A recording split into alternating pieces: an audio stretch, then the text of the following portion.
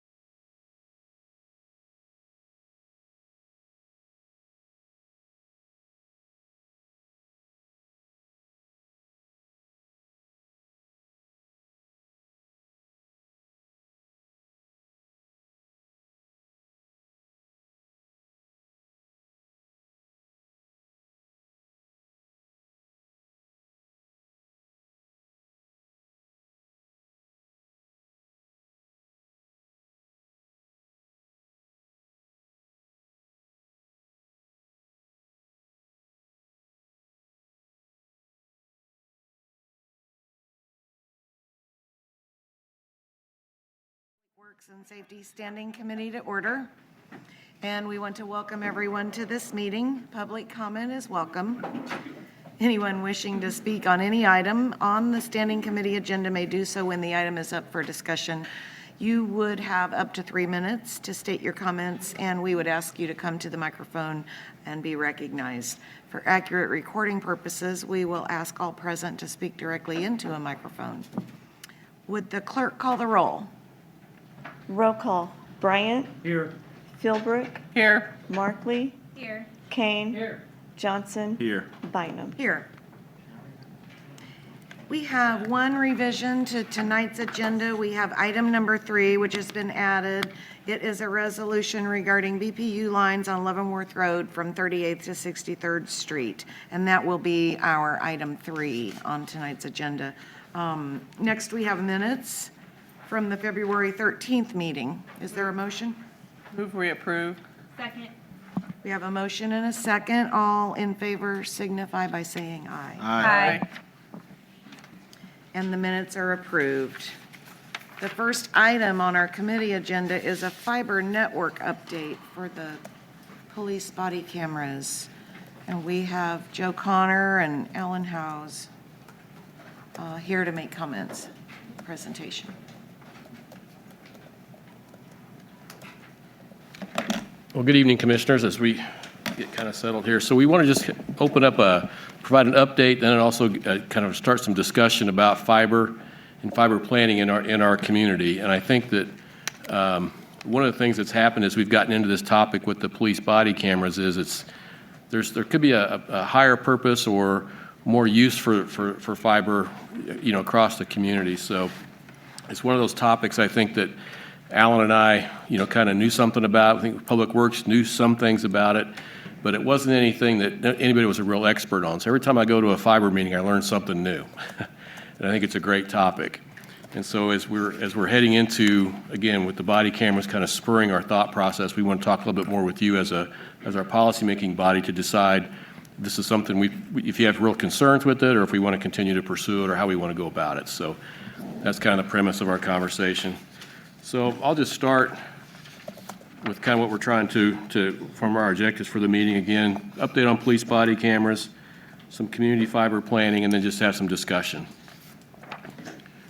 So body cameras have been in front of you numerous times, and I think that we are finally getting to the point where that system is going to become a reality, probably within, I'd say probably in 2018. That's maybe some, as far as the entire system. There's a lot of moving parts with that we're just one piece of that. This map kind of shows kind of the priority sites for the police department, kind of a phase 1, phase 2. So phase 1 would be those sites that the patrol stations, the Fleet Center, those kind of places where police officers go quite often in their vehicles. Kind of the overall goal is to be able to not disrupt the police officers' work or daily routine by having body camera information taken from them, either from their cars or from the one they wear on their body. And so, but that as we get the equipment, that'll kind of decide how that works. But so the priority 1 sites are where the police officers are at the most often. Priority 2 sites are other police facilities, but not necessarily tied into the bulk of the body camera work. So, as you're well aware, when you get into the body camera business, there's just large amounts of data that need to be transmitted and stored. And so that's part of the other planning of, sure, we can get the connections made, but what are we going to do with it when we start getting it? And as I said, they've identified priority 1 and 2 locations. We're still working on price estimates, for the network to build it out and what the equipment that's needed, any maintenance costs, things like that. But we estimate by the end of this year, probably, we feel pretty good about this estimate, that we'll have the priority 1 sites wired up and ready to go. So kind of a parallel track, what Alan's working with the police department on is the equipment itself. What kind of specifications are you going to have? So we can start to go out for bid and get prices for that equipment as well. So we're kind of working on parallel tracks. So we want to, build the PD network, develop specifications for body camera equipment, and then, network to support the multiple uses. So, and as I stated when we first started this conversation, is as we started looking at fiber and its potential, we thought a little bit bigger than just the police department, network. What about the UG organization? What about economic development or other community purposes? And so as we're building this out, we're trying to keep that in mind, future use, expansions, different applications that may come down the road that we want to take advantage of. If we have the right network in place, we should be able to seamlessly, be able to take those projects on without a whole lot of extra costs. So it's kind of thinking about it now, looking at the investment now, hopefully will get us well into the future. So I'm going to turn it over to Alan and talk about our kind of what we're doing to create a community fiber plan. Joe, before we do that, Commissioner Philbrook has a question. Oh, I'm sorry, Commissioner. That's okay. So you say priority 1 locations by the end of 2017. Did you say something about the secondary locations, what you had in mind for that, or is that just strictly a guess at this point? We're getting costs for those, but we're focusing our costs on the priority 1 sites. What we want to do going into the future is to continue just to build out not only these priority 2 sites, but also, well, kind of what we're going to talk about, other UG facilities and locations. But the priority 2 sites will certainly be in the near term, but we just don't have wasn't comfortable giving you a date at this particular point in time for priority 2. So you said a possibility of building out into some of the other departments being on this. So would it be something, because I don't know who's on what network right now, like codes, that sort of thing? What network are they on now? Well, I think a lot of our buildings have individual drop locations. So like, AT&T or Time Warner, one of those providers, kits a lot of our buildings individually. I think kind of part of our vision is that if we're running nearby, we can make one connection and have some short-term savings for not having a drop at every location, right? And then we would also be able to provide enough bandwidth to where they could run their applications smoothly, not have any issues. And again, trying to anticipate the future. We don't know what app is the next app for code enforcement or the next app for the appraiser's office or things like that where they may need more bandwidth. Everybody's going to need more. Right. And so Okay. don't have an answer for that part, but we're just trying to plan for it. Thank you. Okay. Yeah, I'll just add one thing to that too, which is on the security side of this. So as we think about building out the police body camera network, very aware of the sensitive nature of the content that's coming across there and the segregation of that traffic from any other traffic that's on the network. So we're sort of baking in from the beginning the security considerations on this as well. So as Joe mentioned, this work really served as a catalyst for thinking about some of the broader community requirements. And we sort of put it into a couple of buckets. There's public safety, there's UG operations, there's economic development opportunities, and broader community benefits. And so we thought we'd just kind of touch on those here first. We've talked some about the public safety benefits. There are a number of other, beyond just body cameras. We talk about traffic signal controls and the ability to control those with fiber. The video cameras that are on the poles themselves are useful tools both for traffic as well as for law enforcement and for fire and first responders. The ability to expand regional interconnects for all kinds of different data, across state lines, across county lines to improve that connection, and connections to other video feeds. And Commissioner, I know this is an interest of yours. So there are other models in other communities where you're able to basically pull data feeds from a combination, a federated group of sources, whether they're publicly or privately owned, with the right controls there to provide additional visibility for law enforcement at events or for other things. So UG operations as well, thinking about how do we use fiber and connectivity for lower costs, for improved productivity. We have some applications that potentially could be moved into the cloud, for example, but the big constraint there is bandwidth. You have to be able to move data up and down and around. Remote monitoring capabilities, again, for Public Works, as we're thinking about our different sites there, as they're thinking about what their needs are, their network connectivity plays a big factor to that. And then data sharing more broadly, both within the boundaries of the community as well as outside. Economic development benefits, you really see and hear that network capacities really become a core requirement for a lot of businesses, so it's no longer in the nice-to-have category. Companies need networks that connect to other locations. If people want to have a location here, they want to be able to connect outside of the boundaries of the county to other locations. And the flip side of that is that insufficient network can hinder the development, whether it's business formation, whether it's the location of knowledge-based businesses, whether it's the growth of existing businesses. And we've heard this some from conversations with, for example, folks in the Startup Village community and others, as they were thinking about Google Fiber and the core, sort of the base commercial applications of connectivity as sort of step one. If you really want to take that to the next level, that it's really hard to get that kind of bandwidth in a lot of parts of the community. So can you be more specific about that in parts of the community? Sure. I mean, so the carriers have a business model that they build out towards, and so they haven't made connections into every part of the community. So I've heard from some of the conversations, just use the downtown district as an example.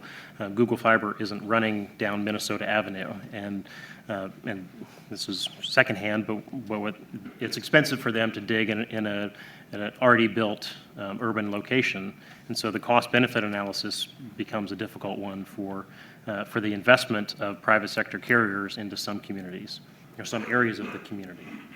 So their business model has to sort of match up to the goals or objectives of the community. Am I making sense there? Yeah, I understand. I understand what you're saying. I didn't know if there was.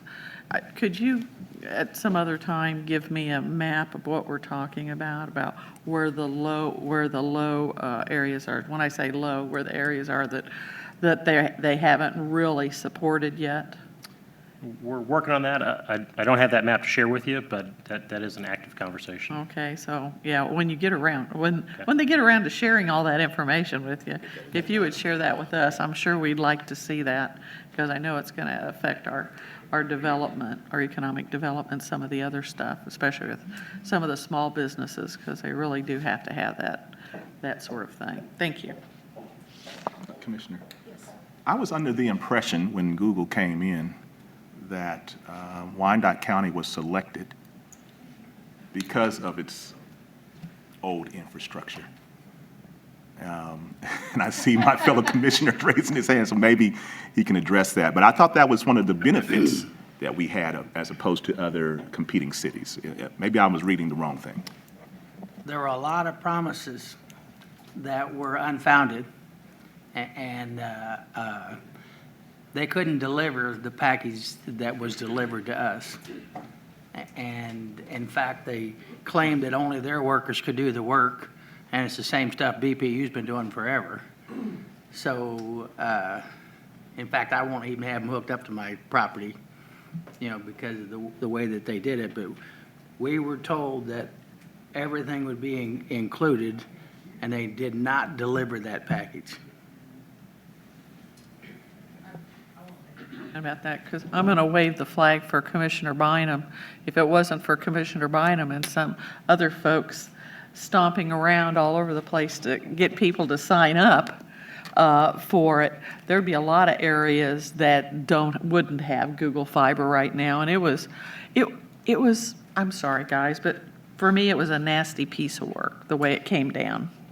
That's all. I'm deeply disappointed in the company for being that way, but I guess you can do that when you're big.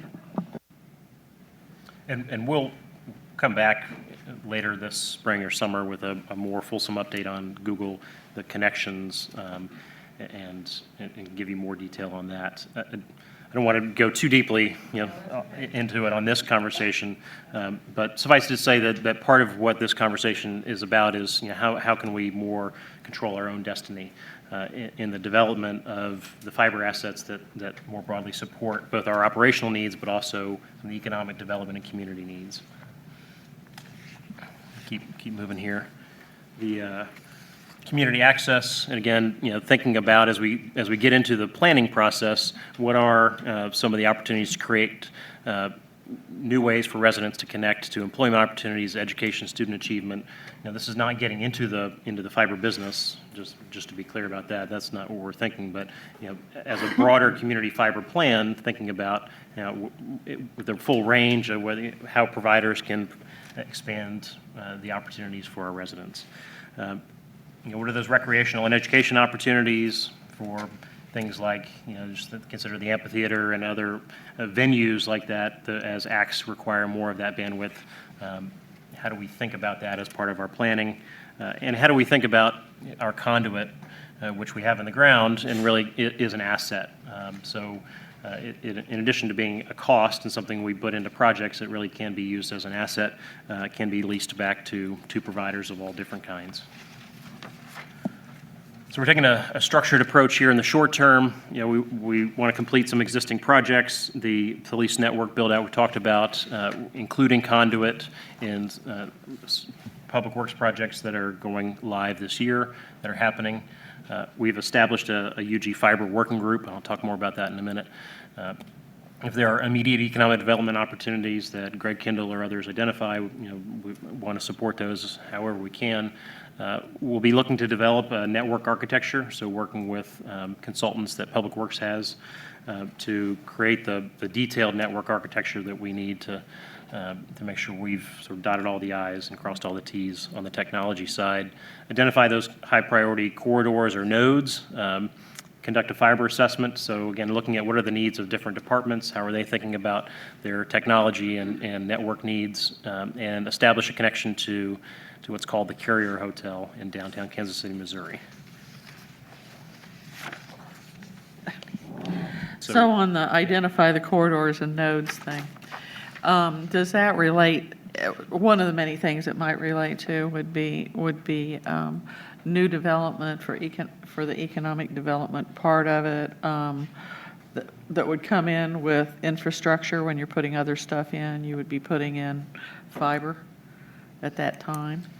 Fiber or at least conduit, so that you have the option in the future to go in and put it in at low cost. The cost differential Conduit, between... so they can just pull it through. They just pull it through. The cost differential is, it orders of magnitude different. I mean, we're kind of equating to, remember, if these have been around a little bit longer, we started talking about complete streets, right? Right. So when we do street projects now, we consider the needs of pedestrians in every project. We didn't used to do that before. Right. So now when we're doing street projects, we want to have fiber as a part of the conversation, at least be thinking about it and planning for it, even if we're not going to pull anything through it right away. So so in other words, we have a runway, so to speak, for all of our utilities. Yes. Okay, thank you. All right. So what is the Carrier Hotel and why are we talking about it? So it's just a quick primer on this. It's a location in downtown Kansas City, Missouri. It really is the hub for internet connections. It's where network carriers, so all your long-haul fiber carriers, large businesses, internet providers, the Time Warner Spectrum, all those come into one location. And it really is sort of the wholesale pricing is available through there. You have bandwidth that's available at ranges that we don't have access to right now. So to give you an example, we could get up to a 40 gigabit connection, and that would serve our needs for the next 10 years or so, and would be 130 times more sort of capacity than we have today. And we would be getting that at a wholesale price and buying it sort of as we need it by the drink, as opposed to getting locked into a long-term contract that doesn't necessarily meet our future needs. So we think that there's a lot of benefits to getting into the Carrier Hotel. Johnson County and Kansas City, Missouri are there as well, so it also provides an opportunity for direct connects into other jurisdictions. As an example of why that matters, if we want to have a backup center for our 911 center, we're able to make that connection there and route traffic to other centers for 911 or other emergency management or any other number of things that you sort of dream up as possibilities. Is that like being part of the grid? I don't know if I'd call it exactly a grid. We're looking for ways to be redundant. And so if we're all three in the Carrier Hotel and we connect it the correct way, if one leg goes down, we can just bypass the leg that's down and stay connected. And then again, with the emergency management type planning, 911 centers are a pretty big key. So if we can keep all of our 911 centers operating at the same time, and we have a redundant way to do that, then that's just a better way for us to do business. All right, so longer term, what we're looking at, identifying the assets and the needs. So these are conduit assets we have in the ground, and the future needs for departments, developing standards for future inclusion in projects, conduit size, some of the basic blocking and tackling around this, right-of-way management, how we're looking at that. This ties in very closely with what Public Works is doing with their development of asset management and a more structured asset management approach. So we've been working very closely with the Public Works team on this, looking at engaging our regional partners. So this is through MARC, Core 4. There's a lot of sort of commonality, both in terms of being located at the Carrier Hotel, but also how the departments and IT departments, health departments, others are thinking about sharing of data across jurisdictional lines. Sure. I know I'm just full of questions tonight. So with regional partners, so one of our partners would be BPU. I mean, we're working with them on this design, and so we're putting things in at the same time and not. Yeah, we already have a relationship with them on our traffic fiber network now. So as we build that out, we partner with BPU for our signals. And then, so there's already a partnership going on, and we've been working with them about the body camera design as well. And then the complete streets too, then? They're working with us on complete streets? I'm assuming so. That's a Public Works function that I think there's been a lot more cooperation between, our CMIP planning and the BPU kind of capital projection planning. We're trying to get those two married up. Okay, thank you. So to give you a visual of what something like this could look like, we looked north to Omaha, and they have for several years now been engaged in a similar planning effort using the same consultants. And you really see the development of a set of interconnected loops there that provide a set of redundant grid, essentially. Some of the interesting things they noted was the H's, the red H's there are sort of their hubs for different parts of the circuit, and they decided, well, our fire stations are 24/7, they're always on, they have backup power, that'd be a good place to locate them. So there's models that we can look at and turn to and say, how have other communities done this? what have been some of the things that have worked well, some things that we would want perhaps to adjust for our own community. So that's just, again, to sort of conceptual, take it from words on a page to conceptually, what could this look like? You can see it here. And it begins to break out into grids as well, the ability to tie it into the traffic signal network, so you're able to control more of your traffic signals using a fiber, using the fiber network, as well as other operational needs.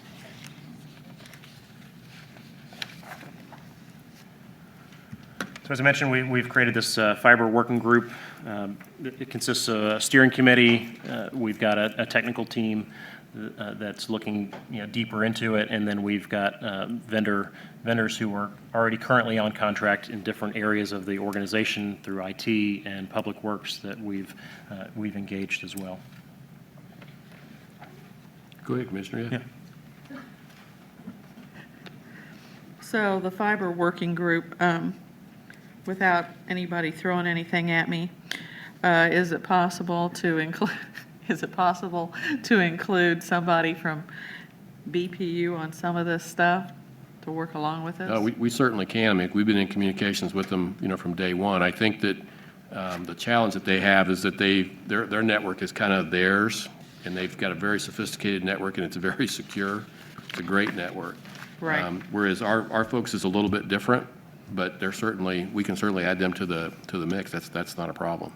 To the conversation anyway. Is that possible? Yeah.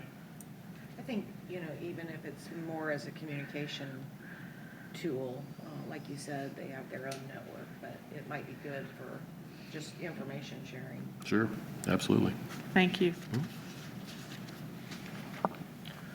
So actions completed today, we identified the internal stakeholders, we've convened the working group, we've developing a map of what conduit is already in the ground, what fiber assets do we have. We've developed an initial list of facilities and identified the potential connection to the carrier hotel. So what are those community locations? And we've got a big list going here, but we just try to go through and identify what are the government facilities, police stations, fire stations, recreation, libraries, education, public works sites, kind of the whole, start big, and then we can always narrow it down. And what it turns into is sort of a game of connect the dots. If you get to the next slide here. So there are several hundred locations around the community, and this doesn't mean that all of them are suitable or priority or we'd ever connect them up to fiber, but at least now we know where they are. And so as we think about what are the potential routes, what does the potential network begin to look like, we can maximize the use of those investments to connect along the way. So to how this connects back to the police project is, as we go down to connect up to a police station, are there other places we could put a drop box in along the way? So at some future point we want to come back and connect to it, we can. And it's a lot cheaper to do it when you're doing the build out than it is to come back and retrofit it. So that's the kind of thinking that we're taking into this process. So we kind of had a little bit of discussion already. We're just trying to stimulate some thought and get some feedback from you about this direction. Again, this kind of grew out of talking about fiber for the police department. It's starting to spread, north Leavenworth Road, south into Argentine, up and down, State Avenue and parallel, and start thinking, well, gosh, is there any other thing we can be doing about this, and starting to propose. And so, you can kind of read what's up there on the slide, but those are the kind of things that we're thinking about. And again, we're trying to plan for the future, and with technology, it's always, faster, right?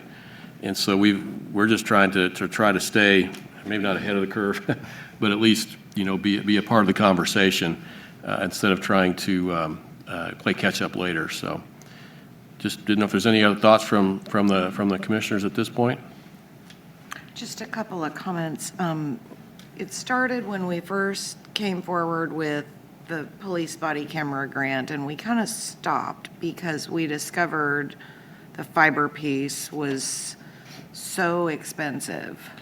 Yeah, I think that we kind of stopped. Yeah, I think the body camera piece also had some expense too, because of the having to replace cameras. The initial feedback was the replacement of And the, of- right, of- the of the data equipment and storage. things were, And so, so, and I like the way, the direction that it's taken in terms of it's so much bigger than just police body cameras and how to store that data and build out that network. But have you reached the point where we know costs?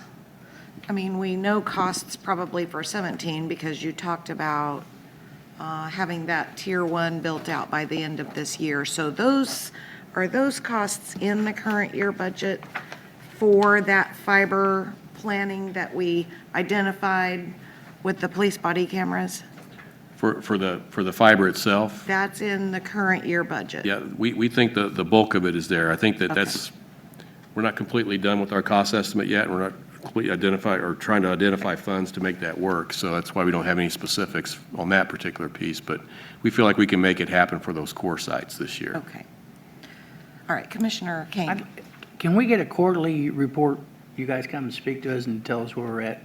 Because it's been a while since we've talked about this. And I kind of want to keep in the loop as you're moving along. Body camera specific or just? Well, yeah, that's the one I'm looking for. Okay. Yeah, we can certainly do that. Okay, thank you. I know we've got an agenda item coming forward in May, I think, about the policies around that. That's with the police and the sheriff. We're making sure we're on the same page. So no, that's coming forward, Commissioner, and there'll be others, so yeah, that'd be fine. And I started to make that note because policy was on my mind, and then I realized this is nothing to do with body camera policy. This is, No. much, much bigger than that. So Commissioner Philbrook. So he'd requested quarterly updates, and I'm going to say, yeah, what we're moving forward on, some successes, what kind of things you're seeing actually do fit in to this big. I know you don't like the word grid, but it's it's a way of expressing. You can call it a web if you want to, Right. but it's a way of communicating, back and forth and in all different kinds of directions.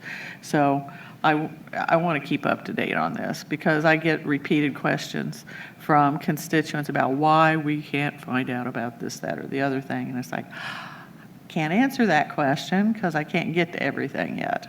So, I would be glad to, yeah. thank you. Mr. Bryant, anything from you? Commissioner Johnson, Merkley?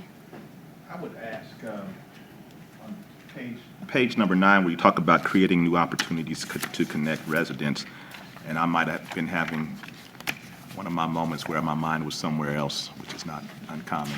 But can you talk a little bit, repeat that? I'm just thinking about constituents, as we're talking about living in a time when we don't have a local newspaper. I think we've talked about that a few times.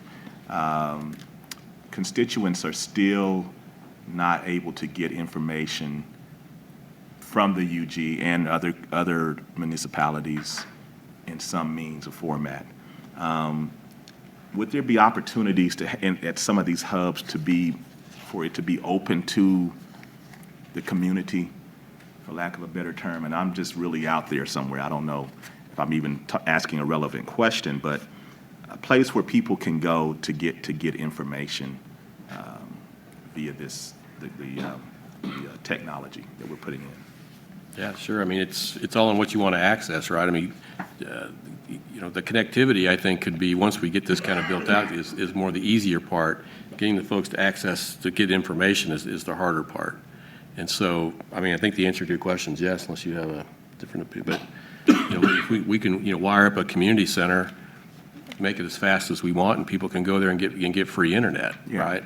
Yeah. But getting them to access a program or information, that's kind of where we see the win, is if you have the programs that require, some kind of high-speed internet with video or whatever to host a program. That's a great way to share information. Mm-hmm. It makes it more visual, it makes it more appealing, and quite frankly, it's just kind of the way things are going nowadays. Right, and I suppose that's down the road. That would be something that would be down the road a little bit, but it's just something in my mind. A lot of my constituents still don't have access to technology in Right. their location. So, thank you. that having the fiber backbone is essentially the backhaul capacity for wireless. So whether you think about wireless and all of its sort of different permutations, it all does go back to a fiber connection somewhere. So by expanding out a more robust network, you sort of create new opportunities to think creatively about how you provide service to the community, and service writ large. And that's not just publicly provided service, but service from all sorts of different providers. Commissioner Kane? Commissioner Johnson got it. Okay. Then what I'm hearing is that it sounds like a lot of our community centers, like Eisenhower and some of those places, would be able to be fitted with wireless internet, so people could come in and use that area. Yeah, right, and that's why we're kind of doing some planning is that where are the facilities and then where are the applications? I mean, you don't want to spend money wiring up a building and then not have anything happening with it, right? So, Right. Police is a good example. Once they hit the ground running, they're going to be having just tons of data running through that network and hopefully up into the cloud for storage. So we want to be thoughtful about it and not just start, hanging stuff everywhere, but as we develop applications. And I think Alan's, the way he's running his office now, things are starting to funnel up through him so we can kind of manage the expectations of folks. And then, so as we get these opportunities to bring things online, we'll do it, and then we'll have an application to follow. Thank you. All right, and does anyone from the public or in the audience want to address this item, have any comments for this item? I don't see anyone coming forward, and we thank you very much for this. Thank you for the time, appreciate it. So we'll keep in touch, Commissioner Kane, and I think we could all agree that maybe more frequent updates would be really helpful. We'll be back. We can do that. Yes, thank you very much. This was for information only.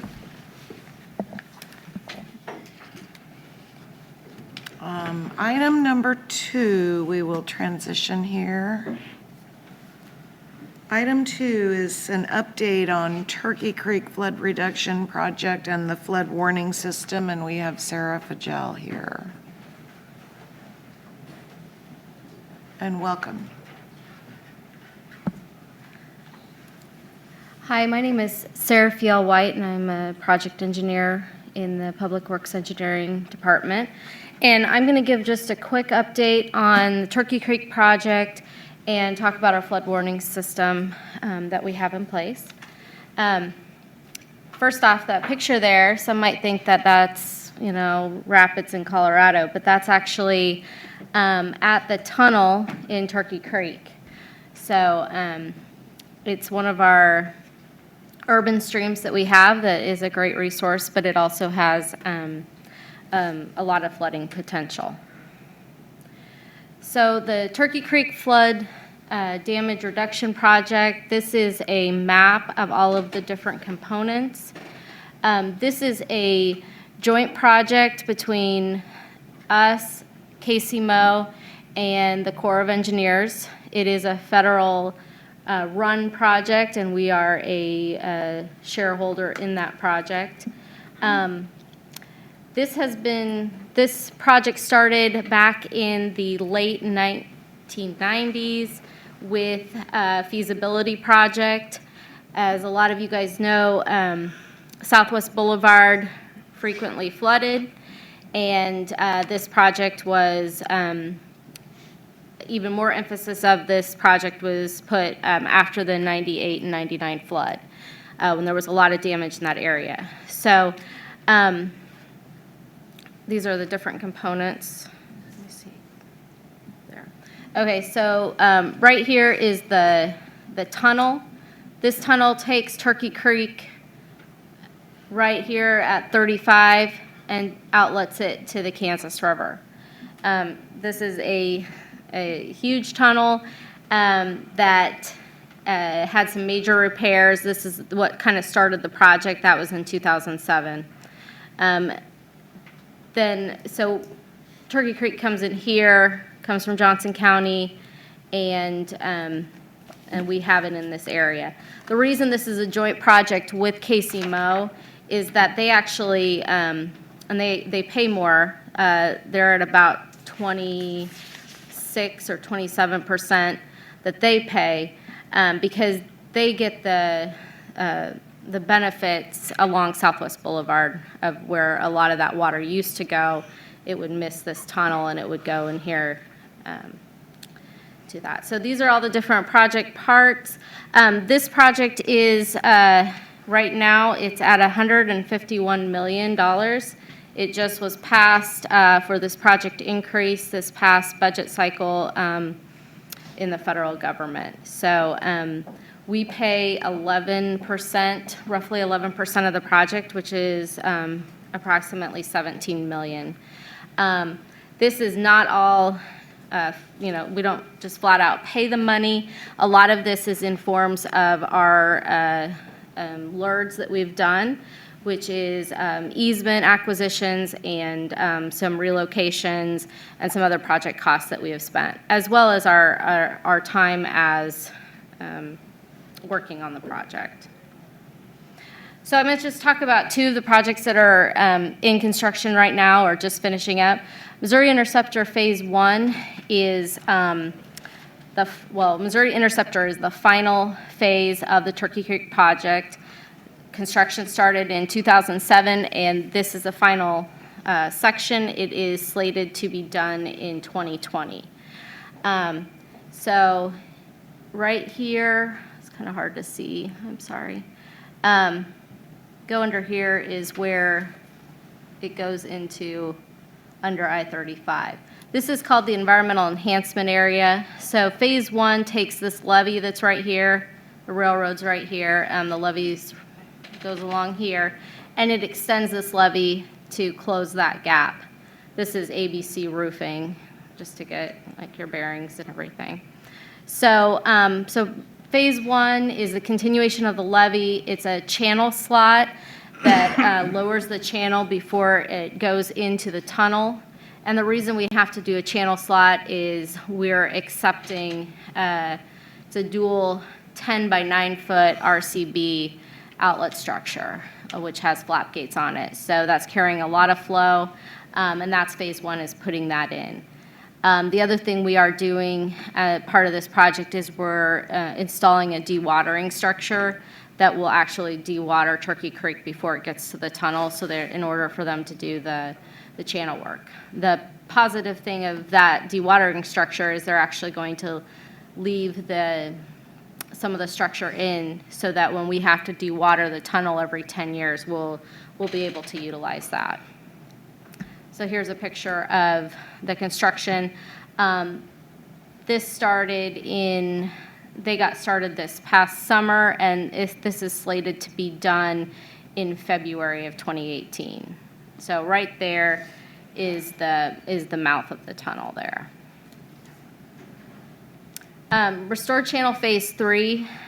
This is the area between the drive-in, which is right here, and Mill Street Bridge. The construction on this finished up this past year, and we just actually had our warranty walkthrough on this. So this included lots of different components, mainly this levee along here. And what made this project really big is this was where we installed the flood warning system. Right here is the railroad bridge that was built using this Turkey Creek money in order to allow for more water to pass under the bridge.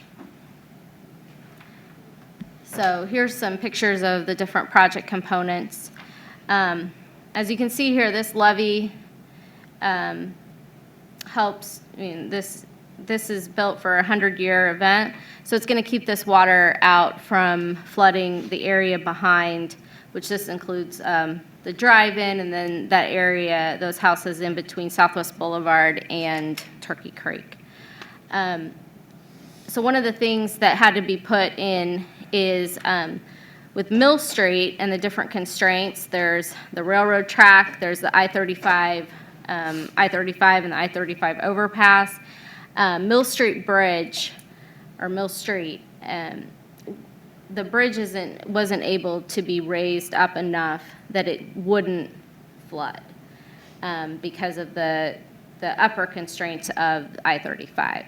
So the bridge is designed to overtop in approximately a 15-year flood event. So that is why we had to have a flood warning system, because the road does close. It closed, we did close it twice this past year, and that's why, we wanted to make sure before rainy season started, we ensure everyone that, we are on top of this. So Mill Street, this is the railroad, this is looking north. This has this up and over, and this area is where we have the SOP logs installed. So I'm going to go through that. So our flood warning system, there are 2 sensors. One here is on Mill Street Bridge, and the other is on the flood wall upstream, and that's kind of the backup one. So these sensors, there's a sensor box right there. It measures, and I believe it measures every 30 seconds, I believe, measures the distance down to the surface of the water. So it's measuring how much the water fluctuates. It does not measure flow, but so it's sonar and it measures down. This is then connected to a radio signal that sends a signal to Caw Point, has the receiver there. Sarah? Yes. So it's measuring every 30 seconds, and it's sending that data to where? Caw Point has the receiver. It's a, Okay. yeah, sorry. Caw Point, our wastewater plant, has a receiver.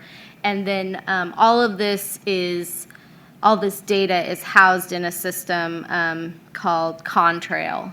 And One Rain is the company that manages the data. So Is that does that data go into the oh gosh, Storm when we watch. were having the last kind of flood event, and we were looking on the internet to see what the height was for the different areas, is that information goes to that Yes. federal site? Well, the Storm Watch. yeah, Stormwatch. Yeah. Okay. Yeah. So, so these also are hooked up to our road closure signs. So we put 3 different road closure signs and 4 gates, because we do not want people to get trapped between the railroad tracks and the bridge along there. So we set different warning levels, threshold levels. So when it reaches a certain height, then it sends a signal to us via email and text message saying that the water is at a certain height. That tells us to send our street crews out and to close the road closed gates. It also it signals these to start flashing so that the road, people know that they're not supposed to drive on that road. So this is kind of a first line of defense, is letting people know, because that's automated, and then we get out there and close the gates. We actually just had a training, I believe it was 2 weeks ago, with our all of the superintendents, as well as all of the workers in that district, the street crew in that district, to make sure everything was going. So that happens about, so that is about a 10 to 15 year flood event. The rain that happened in, I believe it was beginning of September, end of August this past year, it was a pretty heavy rain. That almost got to that event. It almost got to where it would start going over Mill Street. It didn't set off the threshold, so we still had about 5 feet, but I went ahead and sent out the crews to shut. So that would be a example. So that was the one that was kind of bubbling up in Armourdale. Yes. Okay. Yes. So that was kind of that event. The event that happened in May and the event that happened at the end of April that I'll show you here in a little bit, this past year, those did not set it off either. So that gives you kind of an idea. So that's, that will happen more often than when we'll have to do this. So the levee is designed for a 100-year flood, but since we had that up, the road there, we couldn't protect Mill Street there. So it's on any given occasion, it's at a 75-year event, except for when we put these stop logs in, and the road is already closed, we put the stop logs in, that's those go across. That connects that levee and makes it at a 100-year protection. So these stop logs are half the width of the road.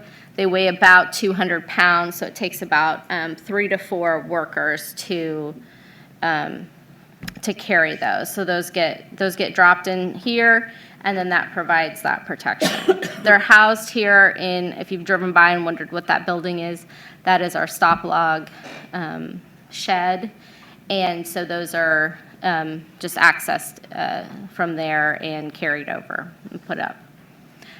One thing about this is, even though Turkey Creek is a very flashy flood, flashy creek, we will know in advance if we're going to need to put these up. We'll be able to schedule that. If we're getting to the 75-year event, we're going to have a lot of other issues going on. So we'll be able to schedule the placement of this. But the road will be closed for a long time. Yes. Do we ever practice putting those in?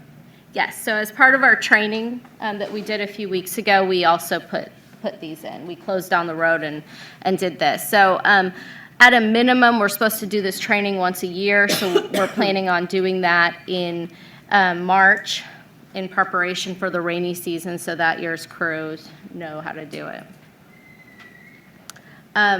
So part of our thing is we have access to all of our data through OneRain. So this was the event April 27th last year. And I would have had it updated, but we were having a little computer issue today. But so this got up to about 10 feet. Its normal stage here is about, it runs about like 1.9 feet is the normal stage. So you can see it jumped up here. And then the red line is the flood stage. So that's when the threshold, when the warning goes off. So that's at about 13.5 is when that warning goes off. And then I didn't know if I was going to be at the computer or not, so I won't do the live demo, but Stormwatch, we send all of our data to Stormwatch. So if you go to that's open to anyone. You can click on Turkey Creek, and then if you go to Turkey Creek at Southwest Boulevard, it gives all of our data. And then you'll see all along Turkey Creek the different data that's given. So these were pictures that I took last April. So this is here at Mill Street. So you can see it's pretty high up. This was during the day. And then this is at Turkey Creek and Southwest Boulevard there. We have this painted with reflective paint so that you can see the different stages, and the street crews know when it hits a certain stage to close Southwest Boulevard. So we thank, obviously we thank the Corps and our co-sponsor, Casey Moe, for partnering on this project, because just within the past year, with all of the different flood events, rain events that we've had, these areas would have been flooded. We've partnered with, we've had a lot of partnering with the drive-in because of where this construction's taking place. And they said that this past summer was their most profitable year, and it was actually, one of the most, it was one of the wettest summers, and they did not have any flooding. So they said that they would have probably had to been closed down most of the summer during those rain events, if not for this project. So we definitely have a very successful project. Okay, any questions or comments? Well, Angela, or Commissioner Markley took us to stormwatch.com, so anybody that might want to see that, yep, there's our sensors. I believe the drive-in theater there on the boulevard had a 50-year anniversary, so it's nice that they were able to have their most profitable season. Because I think Yes. they just celebrated, I can't remember now if it was 25 or 50 years, but. I think it was 50 or 60. It might have, yeah. Yeah, So let me just reiterate, $151 million yes, over a decade, starting in '07, yes. and 11% of that was ours to pay. So our investment has been 17 million.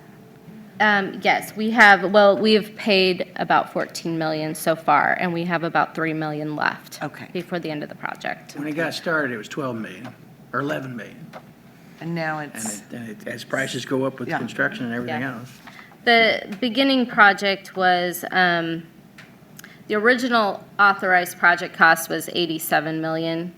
And then that went up a couple times, and this latest one is 151, so. so that's almost double, Commissioner Philbrook. As I understand, because I went on one of those barge trips last year, and one of the gentlemen from the federal government said that some of the slowdown on this was not us, the UG, but it was the federal Yes. funds that Right. were being held up, so. Right. So they took this to Washington to get this increased.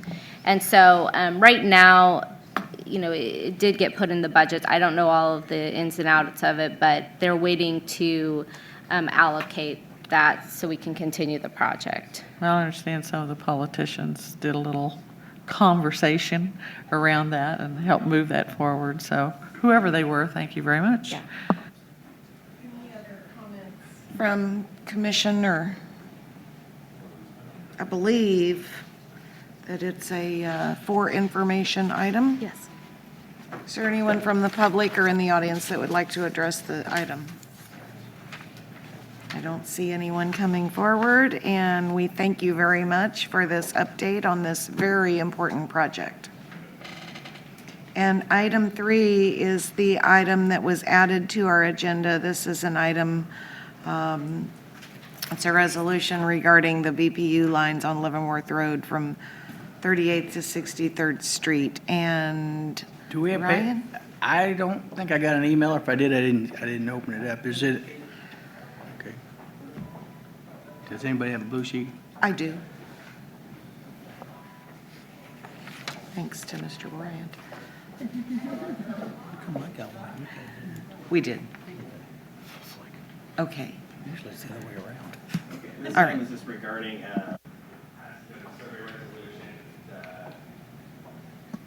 sorry. This item is regarding the passage of a survey resolution for any condemnation action that may be needed in relocating BPU lines in regard to the Leavenworth Road Improvement Project.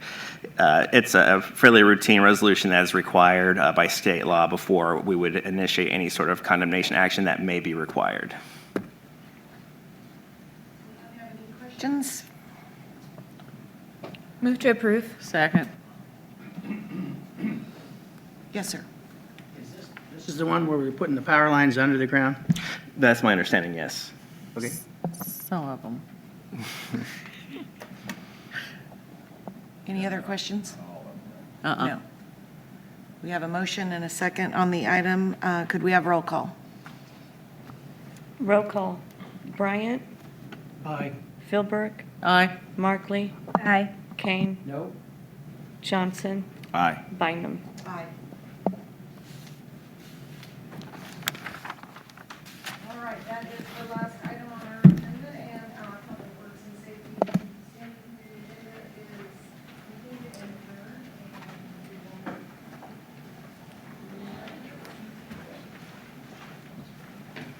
adjourned. All right, off we'll go.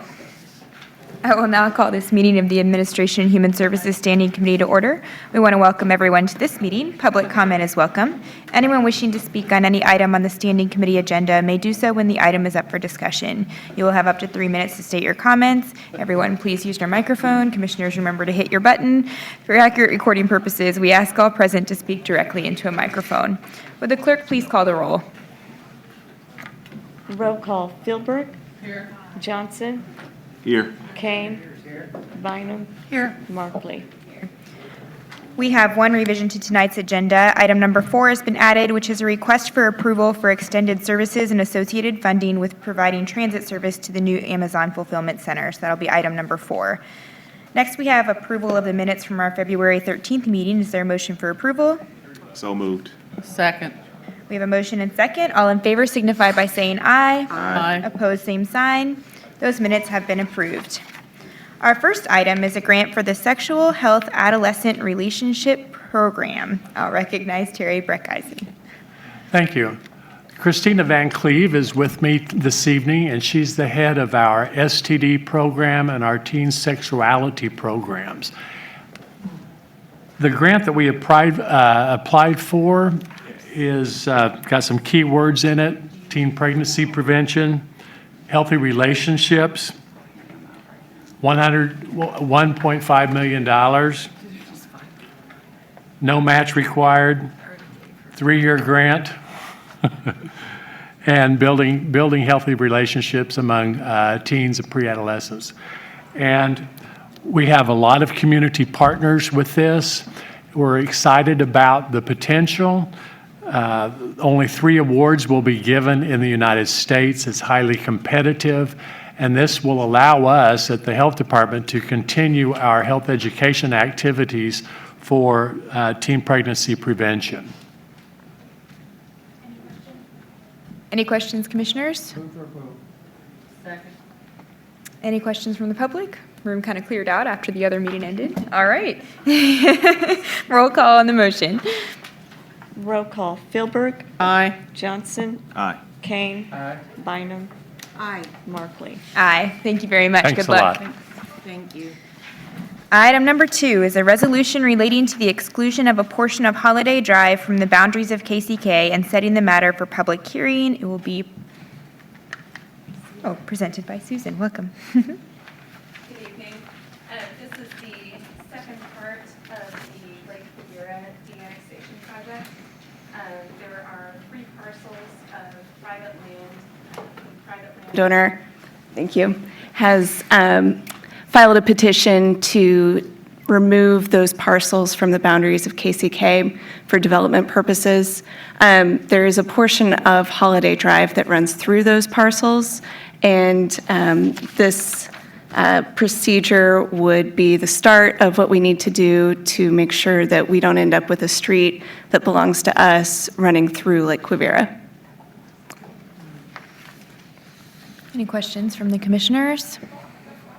Commissioner Kane. And I think you said this, they tried this before, and then we said yes, and they said no. Is that correct? That's my understanding, yes. And I guess my concern here is I'd like to know, I guess, and you can tell me this off the side, what the benefit of it is. And I don't, is there no cost to them? In terms of developing the land? We're just giving them the property for free. Correct. So what we're doing is we're de-annexing this portion of land. The ordinance is written so that it will only become effective once they annex it. It will still be within Wyandotte County. So if they have a development proposal and they're able to develop it, it will be a net tax benefit for us ultimately. Commissioner, I think Susan, isn't Quivira the owners of the land now? It's just not in the city of Quivira? Yes, Quivira Inc. is the corporation that owns the land currently. They will still own the land. It'll be just not within our city boundaries. Presumably, tonight, we're just talking about setting the public hearing. Presumably, at that public hearing, we're going to hear from Lake Quivira, from the property owners, from someone? Because at this point, I feel like we, just like, this is before any of our times, but just like the last time around, I feel like we're sort of doing our part. I think we just want to make sure that that Lake Quivira is on board with this proposal and is going to present information about their intention to move forward. Yes, there will be, we mapped out the procedure. There will be a number of other opportunities for the public and Quivira Incorporated and Lake Quivira to speak both to the Planning Commission and the full commission. Commissioner Philbrook? So is part of the purpose of this then basically for them to be responsible for their own road? Yes. Instead of us taking care of their road? Yes. Okay, bottom line, I just wanted to bottom line it on that. So they would have to take care of their road, but they have to accept that responsibility if it's in their property? Both parties would have to agree to de-annex on our side and to annex on their side for it to all become effective. Okay, thank you. Any other questions from the commission? So I'll make a motion to approve the resolution and I believe move this forward to full commission. Second. Motion on the roll call on the motion. Roll call, Philbrook, Aye. Johnson, Aye. Kane, Bynum, Aye. Markley. Aye. Thank you very much. All right, item number 3 is a recommendation for a neighborhood revitalization strategy area. And Wilba and Melissa will be presenting to us, I believe. Oh, it looks like Rob's coming too. The whole gang, come on up. Yes, tonight. The more the merrier. Tonight you get a bonus. You get Rob with Wilba and Melissa. So, well, commissioners, we are before you tonight on another SOAR initiative. As you'll see, our eagle is flying again. And we're very interested in sharing some information that we've learned over the last about 4 months working with the University of Kansas Masters in Planning students. So just to go over this as quickly as we can so we can get to questions. Basically, over the last year when we've been talking about SOAR and the work with SOAR, HUD Region 7 recommended to staff that we look at the concept of a neighborhood revitalization strategy area. That was after we had applied for the choice neighborhoods and we learned that this is kind of like the core, and if you get these down, then choice is in your future, depending on what happens with HUD in our future as well. But learning this, I think, is going to be critical pilot program for our community.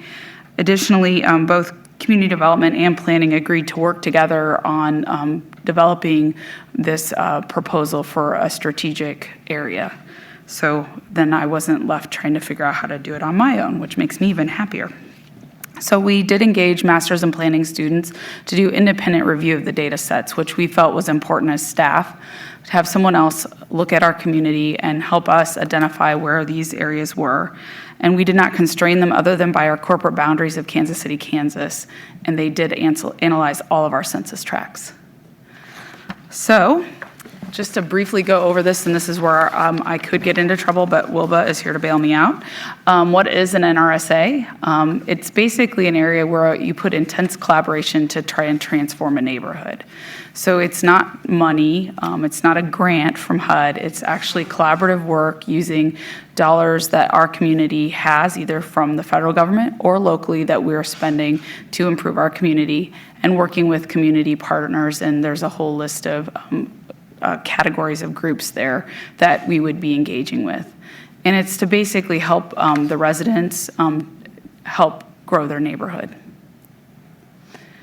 So this is a slide that Rob provided to me, and I thought it was kind of a good explanation of a tipping point neighborhood, which is what the strategic area looks to go after. It doesn't look to go after the worst tracks. It doesn't look to go after the ones without issues. It actually tries to take an area that a smaller amount of resources could actually create a better opportunity for our community. So with that being said, it's really hard to see. Unfortunately, it looks better on my screen than it does in here.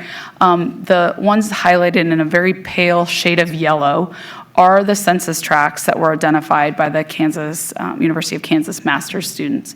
There's a total of 5 of them in our community. 4 of them are actually west of 635, which wasn't as shocking to me as the one that was east of 635.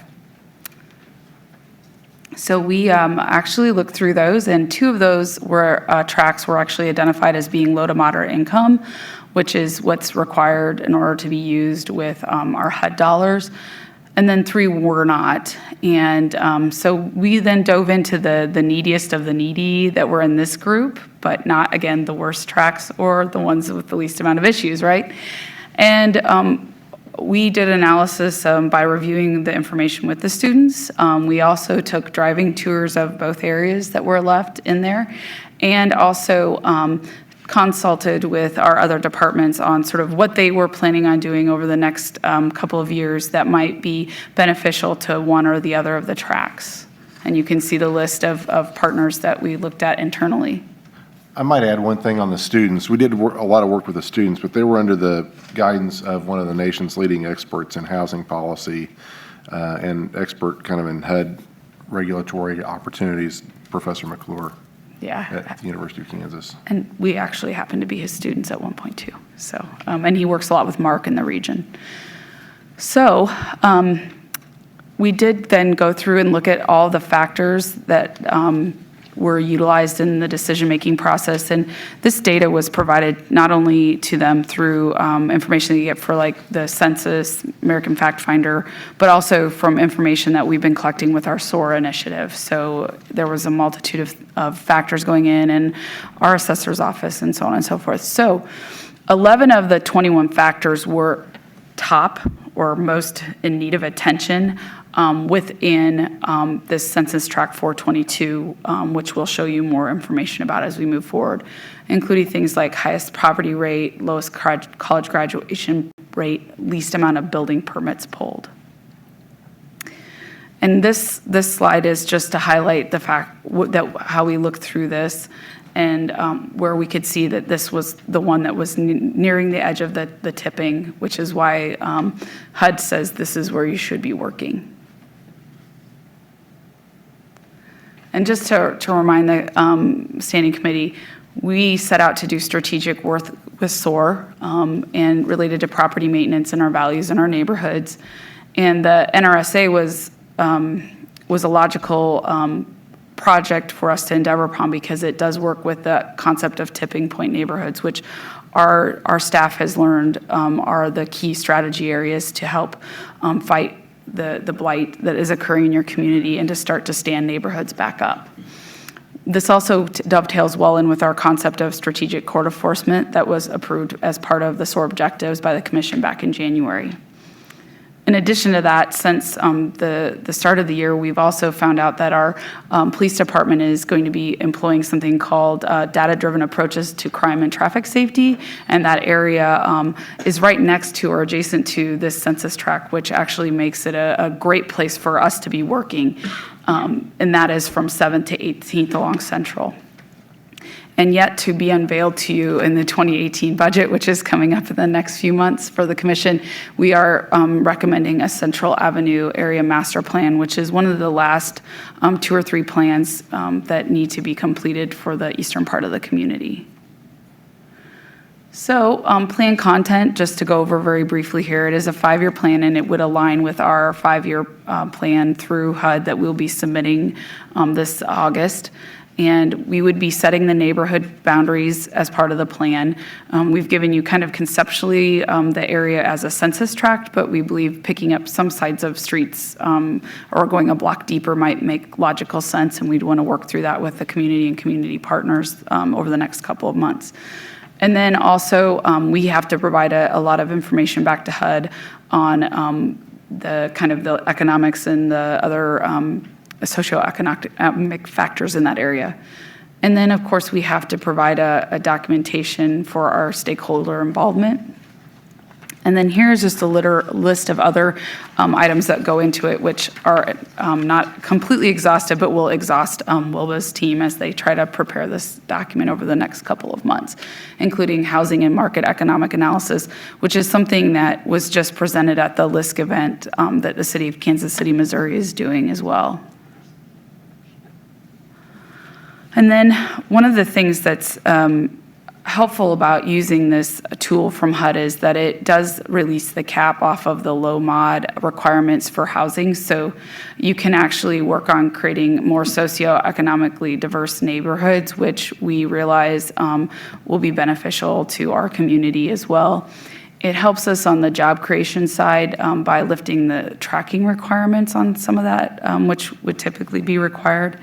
And then also, there is the opportunity for a public service cap exemption if we have a way to create a community-based development organization, which we are not going to get into tonight, but it is an opportunity that resides under this program. So just some ideas from staff on what could be done in this neighborhood, which is our pilot area, is public infrastructure investments being taking our budget that we have set aside and saying we're going to go in here and really get this done in this area and see what happens to property values. You know, what can happen when we work intensively in an area. Look at our two parks there. Both of them, if you were to drive through them today, have structures that are in desperate need of repair before they completely collapse or to be removed and replaced with something else.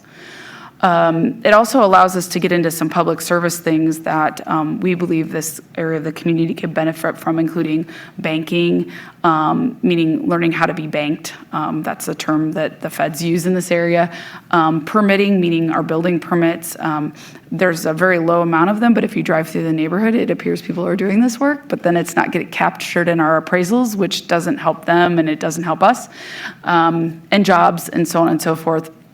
Justice is here tonight on another item after this that relates to jobs and connectivity to jobs. And this area is one that's also being researched from Quindaro down into Roland Park for another line with our transit network, which we think would be an interesting thing to kind of work with this group as well. Go ahead. Is there, so you're looking at this possibility of maybe having some businesses come in to create jobs down in here, especially down in this lower area that we have. So we would create jobs, I don't know, closer to the people that need them. That would be the goal, yes. And looking at the opportunities we have with some land bank parcels and their adjacency to transit, we thought would be very interesting in this area simply because of some of the contiguous parcels we own. Remind me to snag you after the meeting. Thank you. Okay. And then also our strategic code enforcement engagement. We're going to actually look at these 5 tracks that were identified and use those as our beta sites for strategic code enforcement, which is not the resolutions-based code that we're also going to be working on, but that strategic, let's go in here and really work hard to bring these neighborhoods back where they need to be. And then, of course, we did already talk about public safety, meaning the KPD, but also other opportunities around fire safety and things of that nature that we could work on. Housing redevelopment, of course, which always comes with HUD, but it doesn't need to be the primary driver. In this neighborhood, we don't have a lot of missing houses here. We have a few, and we'd have opportunity to look at that. And last, just starting a dialogue and communication between the stakeholders in the neighborhood and ourselves, which we probably haven't done as much in this area since it wasn't really on my radar, so it's very interesting. And then the last here is just a list of possible stakeholders. So. Okay, go ahead. Yeah, list of possible stakeholders that we've identified, and there are probably others that we haven't yet, but just starting to think about it, there's some strong neighborhood groups, nonprofits that would have an interest, for-profits in the area, of course ourselves, which we've already identified as having some work that we could do to benefit the community and possibly the school district as well. Last thing is kind of a timeline. This will have to be completed between now and the end of the budget. We would be holding multiple stakeholder meetings with not only the residents in the area, but people who would want to partner with us as well, and then submitting our action plan with our annual plan to HUD by the end of July. And here is the map. The pink line that's going around is like a 1,000-foot buffer out, just to give you an idea if we went a little further out than the main census tract. And then I believe it's the red line, which it's kind of hard to discern on here, but maybe not on your sheet of paper, is the actual boundaries of the census tract. Blue line. It was red in one rendition I had. The blue line is the actual census tract. And with that, I'll hold for questions. So I have to say, as usual with blight stuff, I'm super excited. As Brian McKiernan and I were having our series of meetings leading up to this whole SOAR initiative, we identified this process as a way to lessen some of the HUD requirements in housing, and we wanted to find a track to identify. Obviously, it didn't happen through us, but we're glad it happened through you, although I'm a little jealous, but super exciting. I think there are lots of benefits to using this federal process, so I appreciate it. Commissioner Philbrook, you had a question? Yes. Any idea on how many miles of streets we would have to do complete streets?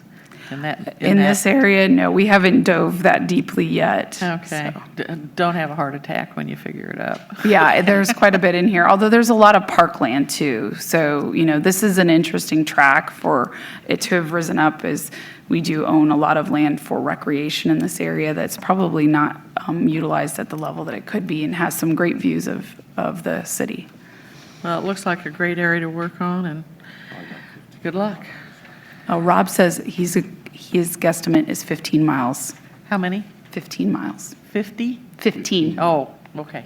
Only 15?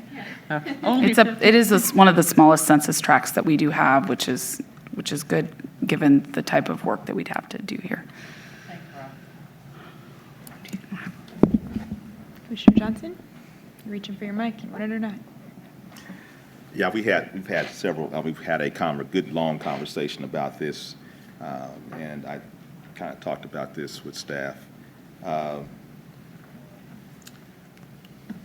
This is CDBG money? No, it's actually a combination of different dollars that the city would allocate through its budget to go into the area, so it wouldn't be exclusively CDBG. CDBG and home can be used as part of this, but it's not exclusively. So also Section 108 could be used depending on what project that we come up with for the community. So, but it can be any number of buckets, including private investment as well as nonprofits. So the idea is just to create that synergy and a conversation to try and lift a neighborhood up. It's really, I would say it's more of a designation than an amount of money. Yes, that it is indeed it. Yes, it's a designation of an area to do intensive engagement. I just, I think I talked about what my concerns were if in fact this was CDBG, because there are a lot of discussion that we've been brought into with regard to that. I am, first of all, thrilled I'm so jealous. that the data would suggest what I've been saying all along. But I'm also torn because I know that we have another project that we're working on as well. And what my concern is that we don't dump resources, wherever they are, into this project when we already have one that is moving forward right now.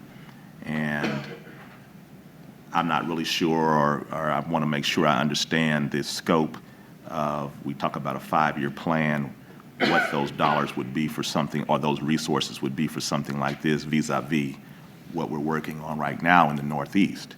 And I would love to have the benefit of having 2 projects going. I like the both and thought. But I don't want to preference one versus the other. I think that's where in a sense of equity, in the sense of how we move forward, that we don't preference one versus the other with our resources wherever they're coming from. And I think that's what I want to indicate. Harold, how big is the area you're referring to in It's significantly larger than this. That's significantly larger. Okay. So that's what my thought is. I'm a little torn. I'm still torn. I've been sleeping on this and thinking about it and going to say something, sleeping, thinking, but that's kind of where I'm really coming in on this. So, Commissioner, I entertain more comments. I look at this as that there are 2 different types of areas, and they probably need 2 different types of solutions.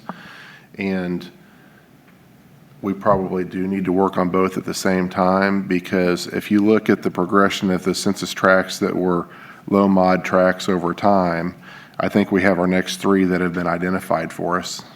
They're not there yet, but if the data is correct, they will be our next 3 low mod tracks. And low mod isn't bad, but it is not when you're moving that way, it's not an indication of a healthy census tract. And so what we want to do with one like this is look at strategies that we might keep them from becoming the next low mod track. And it's easier the resources that it takes to fix something before it tips, if that's what we've really identified here, are much less than afterwards. And so I think we have 2 situations that are very different between the Northeast area and this particular area.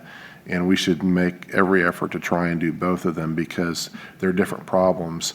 And if we are successful here, perhaps we will prevent having really bad problems in the census tract to deal with that are much harder to fix that we see in other parts of the community.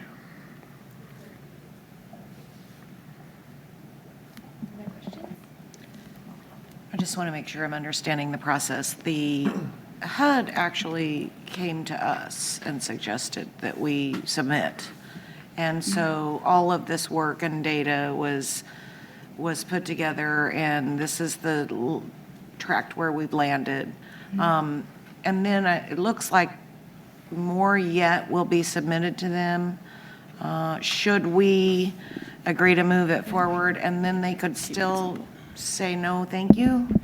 I'm not sure what the rest of the process is. Commissioner, HUD recommends that we work with a smaller, area, and you want to keep it in line with your 5-year plan. So this one would be the one designated for this current 5-year plan. However, if you wanted to do one in the future, you could do more, if that's what you're asking me. Well, I guess what I'm asking is, it looked to me in the presentation like if this standing committee agrees to move this process forward, then you still have more work to do, more documentation to submit, and that sounded like an opportunity for them to say, no, thank you.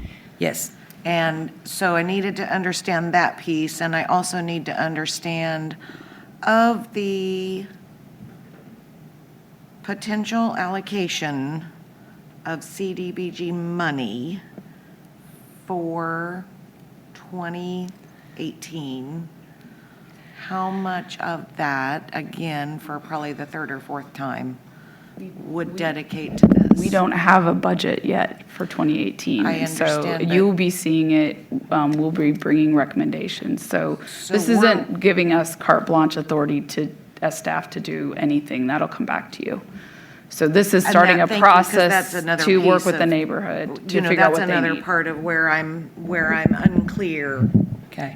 In July, when we submit our revised 5-year plan that I talked to you all about at the last full commission meeting, this will be submitted also, but this is a total separate process, a total separate approval process.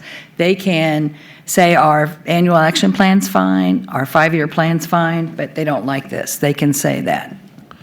But we think they'll like it because we're the first people to take this data-driven approach towards selecting what tract we would use or what area we would use. And we used a wide variety of data in doing that. And actually, they looked at more data than what we have here, but these were the ones that they saw related to some level of significance to the nature of the neighborhood related to this project. So I think that uniqueness will help us, but of course, we've thought we were in a good position before.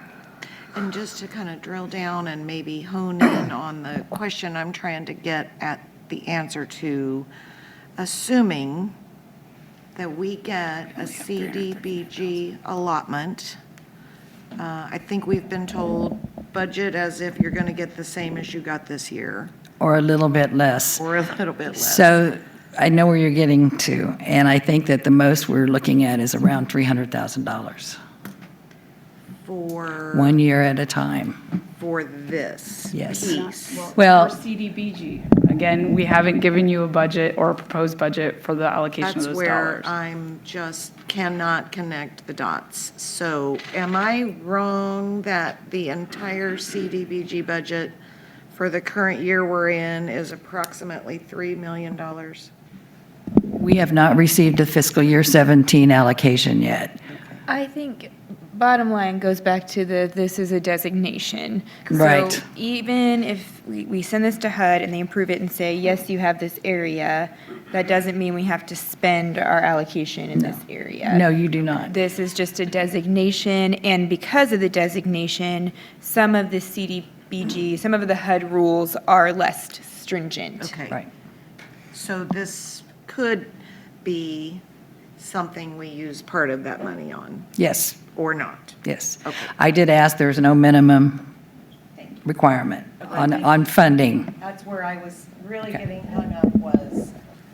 But I would say that Allocating if money you're to- going to go through this community process, there's going to be some expectations. So we really need that guidance if you're willing to give it to us tonight, if you're wanting to commit to that, because otherwise we will do a ton of work between now and July as staff with the neighborhood.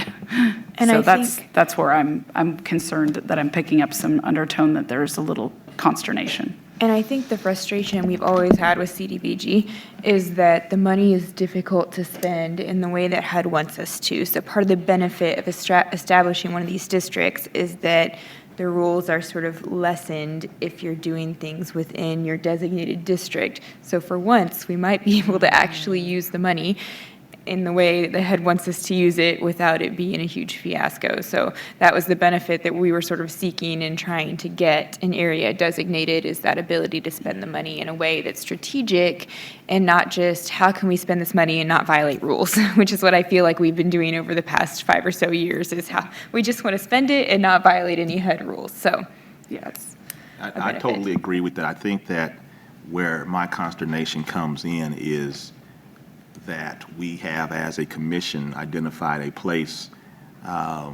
within the city that has been disinvested in for years. That's not to suggest that this tract of land has not either. It has been as well. I can find just about more places than not in my district that have been disinvested. So that's why I say I'm kind of torn, because this is a data-driven approach, which is something that I would normally aspire to. Have we not identified the northeast section of town as a place for us to spend our allocations going forward? And we do have an allocation in the budget this year, but if we talk about over a 5-year period of time, once we get out of year one, we really don't know what we're going to do in northeast. We can say we think we might do more allocations or more, things of that nature, but I think that even within the construct of the CDBG requirements, that the Northeast would probably meet those, although they may be considered in some regard not in the same capacity as you're proposing to us. And so that's where I'm torn, because we have strategically said as a commission that we want to reinvest in the Northeast. So I would say, and I don't want to take argument with your approach, but I would say we have spent money in the Northeast. Unfortunately, we have not spent it strategically, and so we have seen no impact. And so I understand why you feel that way, but I feel like this is our strategy for trying to move development back into that area, because we've put, actually, in the early years of my commissionership, millions of dollars into the Northeast, and it just failed to make any noticeable impact. I feel like maybe you saw some impact, but I didn't see any impact. So we kept sort of throwing money at it with no plan, and I'm hoping this helps us move toward a plan where those millions of dollars make the impact we want to see them make. Yeah, I want to address the same thing that you guys are talking about, and that is when we filled out the sheet to determine how this particular area shook out, when you're trying to figure, we have this many people that are not graduated from high school. We have this number. When you did all of that work, and in there, an indicator that this area would be easiest to turn around, and I shouldn't say easiest, but more likely to be turned around? No. I think that because that's part of the problem. Like Harold and I are trying to balance this out. It's like this area, and I hate to use the term desolate, but seems much less desolate than the area that Right. Commissioner Johnson is referring to. And so I'm trying to understand exactly the pick. So, Is that? so the way that they went through each piece of data was they divided each piece of data into into thirds, basically. And I'm not going to use the statistical names for this, but if you can imagine the really bad and the really good and what's left in the middle. And based on the NSRA guidelines, you want to find the stuff that's in the middle. And so when you take all of these factors together and you look at that middle grouping of all those factors, these were the 5 census tracts that had the most of those factors that hit in the middle. And Census Tract 422 was the one that had the most of those within those 5. And so and I don't want to, I'll just talk about that one of the issues was change in housing tenure. So if you're becoming more rental and less owner occupied, and they basically divided the census tracts to less than a percent, basically 0 to 3% and 4% and greater. And if you're in that middle group, then that was the group that was identified as in that band where NSRA might work. And there were, in this group, it looks like about 12 or 13 census tracts in that group. And so when you look at each of these maps from each of and the data related to each one of these, there's a number that's 7 to 15 of those tracts fit that middle grouping. And so then they took all those together and did data analysis on that.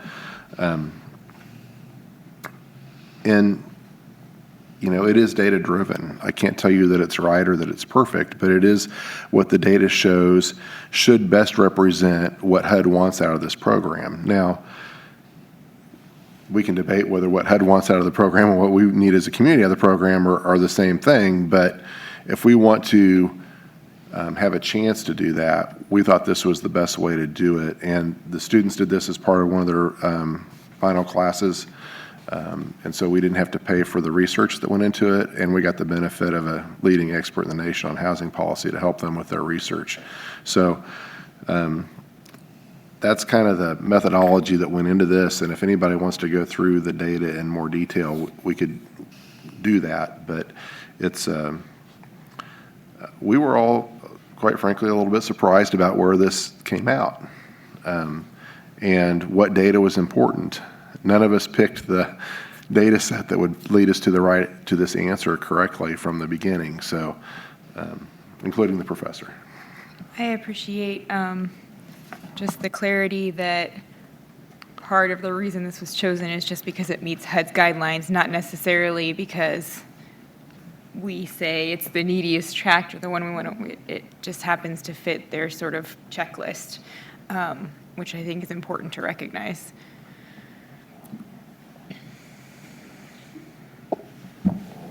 Go for it, if you want to. Yeah, I think that I think we need to move it forward from the perspective that we need to go ahead and move it forward. I will tell you that the dialogue from my perspective is not concluded. I still need to have. I'm not completely at peace right now with this, and I've been trying to figure out that place, but I haven't been able to get there yet. But I think for the work that's been done, that we can move it forward. I do want to make sure that before anything is allocated, that we have a few more conversations along the way before we get there.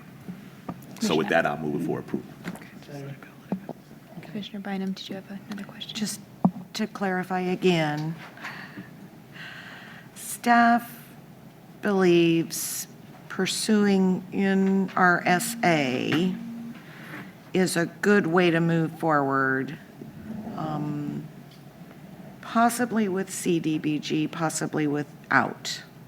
But regardless of how things get funded, this is a good way to move forward, in your opinion, with the recommendation from HUD that suggested we do it in the first place. Do I have that right? Not only from HUD, but from all of the work that the SOAR team has done. It is not the three of ours opinion that this is the only way to do it, but it is the conclusion of all the data that we've looked at and the successful programs across the country and the research that we've done over the last year and a half that lead us here. It just happened to be that we went for choice first. We should have done this first. Whether choice will ever happen again, we won't know for some time. But to be honest with you, choice was as much this. It sounds like. However, fortunately or unfortunately, choice also then had to bring in the public housing component, which this does not, which makes it in some ways a lot easier as a starting point, again, for a pilot than trying to go into somewhere where you have people living in a high-rise building that you're going to have to figure out how do you work through those issues. So this actually is a good way, again, for us to learn how to do this type of intensive engagement. And through the Northeast Master Plan process, we will learn about how to work in areas that have seen severe economic depression over a many number of years as well. So I think as Rob said, there are really two different things at play here. The strategies will be very different from one to the other. We know that from working with cities like Baltimore, New Orleans, Detroit, Cincinnati, and I can go on and on, Mobile, Alabama, Memphis, Tennessee. All these communities were engaging in and around with our Blight initiative and with What Works Cities. We know that this program for this area is what it takes to work through to stand it back up. And in the other areas in the Northeast, there are going to be many different things that we're looking for, which is why our master plan really is looking for a set of individuals that can help us carry out that mission. We hope that we find strategies in this area and areas like this that aren't fiscally intensive. That is indeed the goal. I don't like spending money. If you looked at the partner list, some of them were folks that have money that can do outside lending, and maybe we can bring that money in an area that still has some market so that we don't have to fund all that ourselves. Okay. Technically, this was for information only, but since I have a motion in a second, I will take roll call and we'll send you off with a happy mandate. Oh, there we go. Thank you. I move we move forward. Oh, we already have. We've got a motion. Good. Oh, sorry. Roll call. Roll call. Philbrook. Aye. Johnson. Aye. Kane.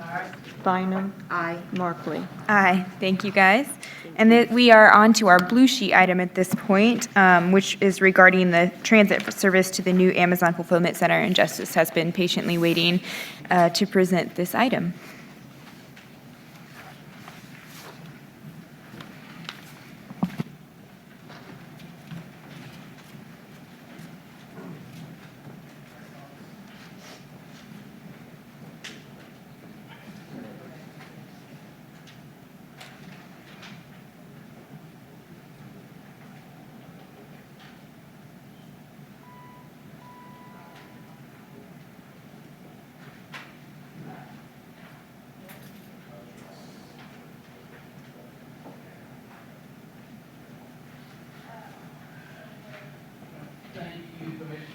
Opportunity once again. We're here tonight to talk about preliminary service costs associated with providing transit to the Amazon Fulfillment Center. And I'd like to introduce Mark Swope. Mark's an independent transit planning consultant and is here tonight representing the ATA. And before we begin, Mark's going to run through various options for service for that facility, but a lot of these costs are based on assumptions at this point. There are still a lot of unknowns with regard to Amazon's operational parameters. We've had a lot of discussion with them, but they still haven't finalized a lot of what they're going to do at that facility. So with that said, I'll turn it over to Mark, and he's just going to kind of run through the various options we have set up for you. Thank you, Justice. So we were asked to review some alternatives for providing transit service. So what I'm presenting to you isn't exclusive. It doesn't suggest there aren't other ways we might be able to do it, but these seem to be the most cost-effective approaches. Two of the options we'll speak of tonight involve the existing 101 Minnesota route, which is your major route that runs from downtown Kansas City, Missouri through your downtown all the way out to Village West. And then a third option that we'll talk about in a bit involves the introduction of a new route that would be targeted exclusively to provide service to the Amazon facility. So we'll start with the first option, actually a set of options, option 1A, 1B. Probably the most straightforward of the options. Just take your existing 101 Minnesota route and add an extension of that route down the Turner Diagonal to the Amazon facility and then back on route again and continuing on to Village West. The upside to that is I think in terms of maybe other options, it's fairly cost effective. In fact, there's some variations of this that could make it very cost effective. The downside is that it makes the 101 route less effective in terms of what it's trying to do, what it was designed to do. So I wouldn't characterize this as maybe the most desirable in terms of what it's providing to the community. But it is an option, and so we put some cost to this, and we looked at two different ways of approaching it. One would be to operate that extension through the entire service span. The 101 route is in service from about 5:30 in the morning till 11 o'clock at night, roughly. So the option 1A would involve providing that extension through that entire service span and also on Saturday and Sunday. It turns out to be the most costly of the options we looked at. Would increase your cost overall by about $500,000 a year to do that because of the additional miles and hours of service. Because the extension adds time to the route, it would actually require adding another vehicle to the route in order to maintain the current frequency, which is 30 minutes. That's why the cost is what it is. The option 1B that we provided, it's the same scenario, operating the extension, but only doing it during weekday peak periods. So and I forget what we used, Justice. I think it was 5:30 a.m. to roughly 8 a.m. and then 4 p.m. to 8 p.m. It's kind of based around Amazon's proposed shift schedule, even though it's, subject to change. We went off their preliminary shift schedule. So that would obviously reduce the amount of miles and hours. We wouldn't necessitate having that fifth vehicle involved in the route during those off-peak periods. So that reduces costs. And actually, I think you increase your cost by about $300,000 a year with option 1B. So then we go to option 2. Option 2, instead of having just an extension to the route that is just part of the overall route, you could run alternating trips on the Minnesota, the 101 route. In other words, one of the trips would go all the way to Village West. The next trip would go to Amazon, then to Village West, and Amazon, back and forth throughout the day. What that would result in is that you'd have a 30-minute frequency on the route, which is what the current frequency is today, from downtown Kansas City all the way out to State Avenue and the Turner Diagonal. But at that point, you would have a 1-hour frequency to Village West and a 1-hour frequency to the Amazon facility. Now, 1-hour frequency is considered kind of the absolute minimum level of service that you would provide if you're going to provide transit service. And so service out to a major activity center like Village West that's reduced to 1 hour probably is not the most desirable thing to do. Again, this is an option, but it has certainly impacts on the current users of the route, and it impacts how the route might be utilized in the future to support other needs in the community. This actually is almost cost neutral because you've reduced mileage on the route by doing this. So if you're just looking at it from a pure cost standpoint, yeah, this is great. You can do it at virtually no additional cost or very little additional cost. But it has significant impacts on the effectiveness of the 101 route. So then the third option is just to introduce a new route. And there are probably 2 or 3 different alignments that could be utilized. This is the most straightforward, simplest, just continue down State Avenue. Of course, this creates some redundancy along State Avenue, the 101 route. Whether that's a good or bad thing, I think we have to evaluate. But this route would operate on the weekdays, at least per the scenario we put together, would operate on the weekdays during that service span that the Minnesota route is operating, the 101 Minnesota route. And it would operate from Indian Springs, from the transit center there, out to Amazon. Now, that's a short enough distance that this route could operate on a 30-minute frequency with just a single vehicle.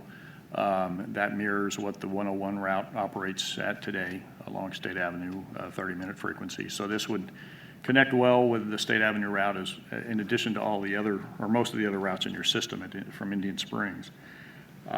So in terms of providing effective connection to Amazon without any adverse effect to other routes, this is probably the best option. But it does carry with it about a $500,000 increase in cost.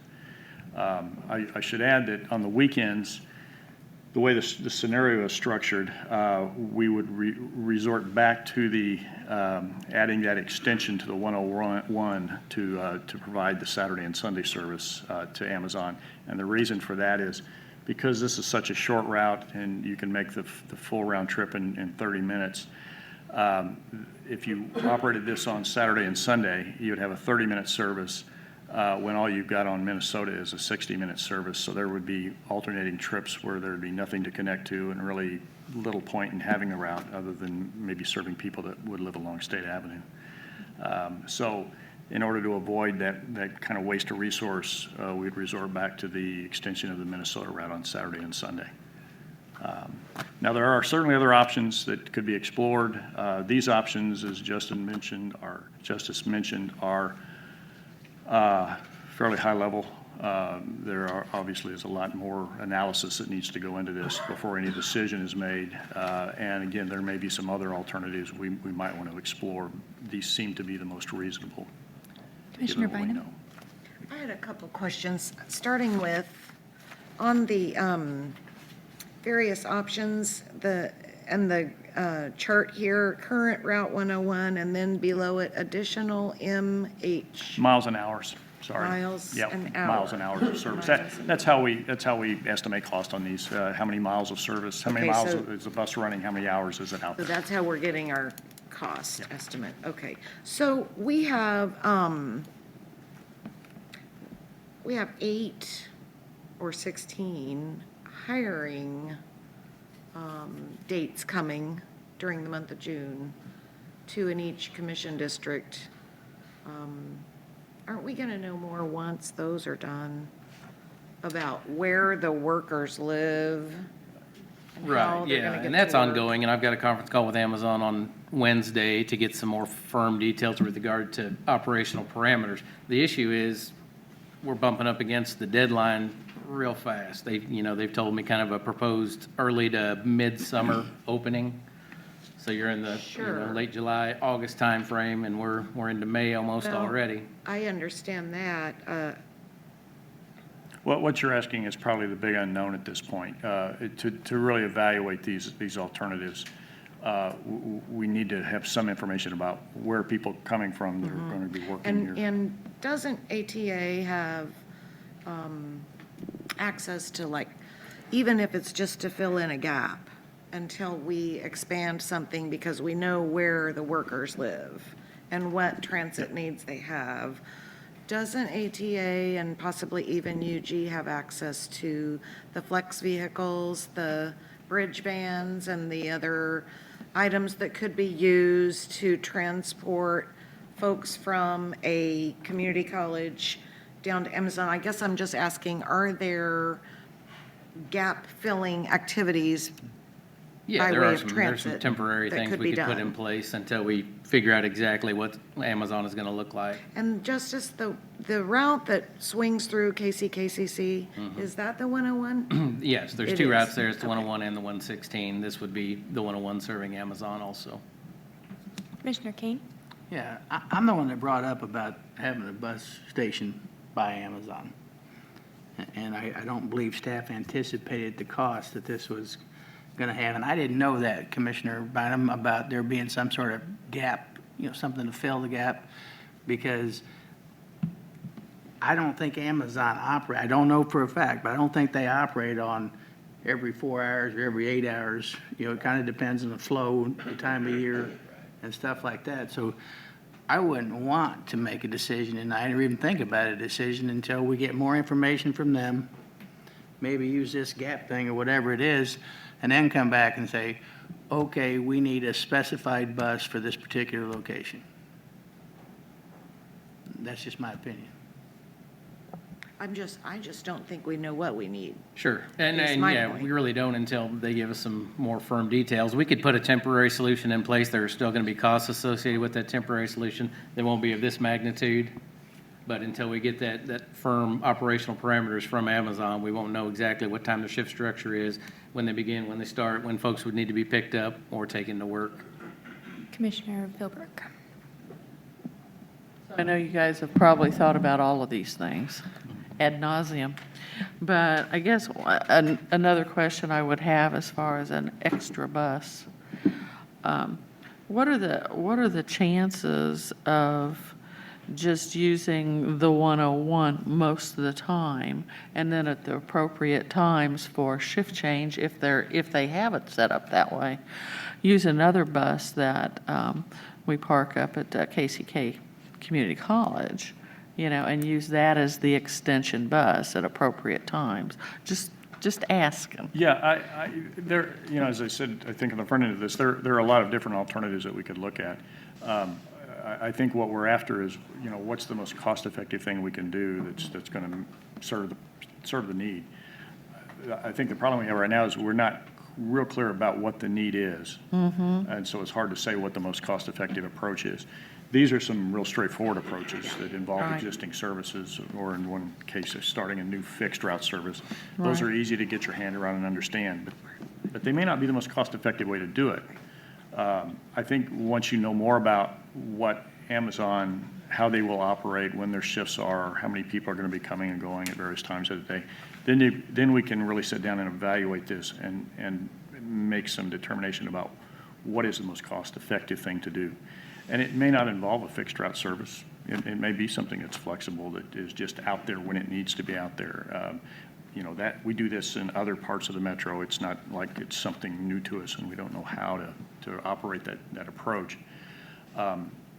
Those aren't necessarily very cost-effective ways. They're very expensive services to operate, but that doesn't mean that they don't meet the need in the best way. And again, until we know more about how Amazon's going to operate, I don't think we can really I answer those understand. questions. I'm working on workforce with this, and I can't say what I think right now. Thank you. Commissioner Johnson. Yes, I mean, the request is for the associated funding. You're giving us an estimate of about $265. You've got some other scenarios in here. And I'm just trying to think in terms of process, do we need to approve anything right now in terms of process? Because I know we're on such a short timeline. Right. Versus what Commissioner Kane suggested in terms of waiting, which I'm all for waiting, but I'm just saying in terms of process, do we need to approve anything? Because couldn't this come to us as a budget amendment as part of our usual budget discussions? It'd be an amendment to the 2017 at the same time as we do our 2018.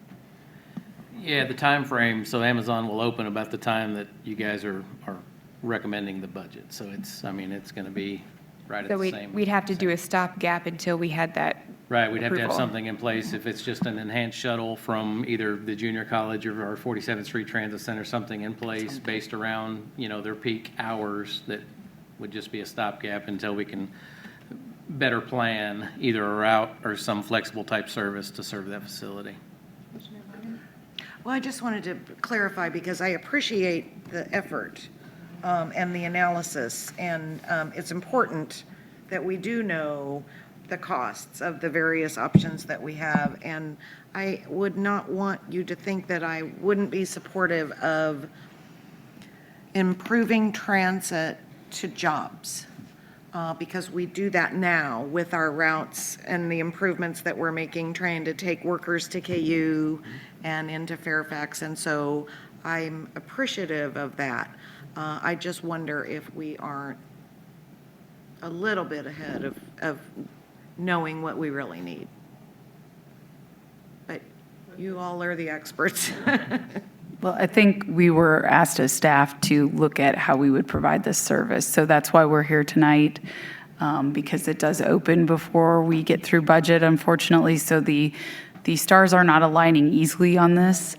And Justice was working as hard as he could to figure out those options to provide us. Obviously, there are creative, more out-of-the-box ways of possibly approaching this than we brought forward tonight. But do know that we don't have the money available, so whatever we end up doing or bringing back may require a budget amendment for the remainder of 17. And I'm not quite sure the scale of this compared to Justice's overall budget, but it is a significant increase. So to go back to my little guide doesn't tell me. What specifically can we, it sounds like maybe there's not a consensus to approve one of these options tonight. What would be the best course of action for us, for us to help you?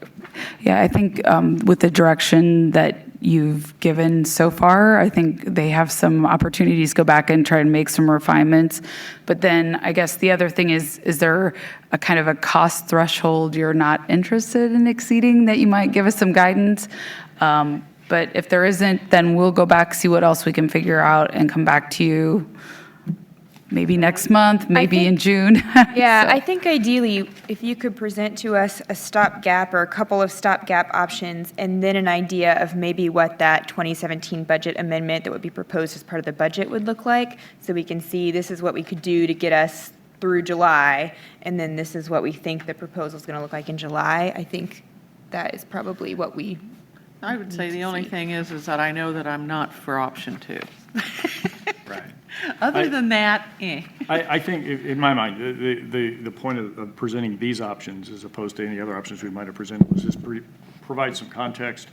And I think it shows you the cost on the upper end and the cost on the lower end. There is a cost neutral way to do it. Yep. Yeah, I wouldn't recommend doing it that way, but there is. On the other hand, you could go something like option 3, and you can see it's going to add about $500,000 to your annual service contract. That's probably the high-end cost. I can't imagine that well, I guess we could come up with an option that would cost more. I don't know why we would need to.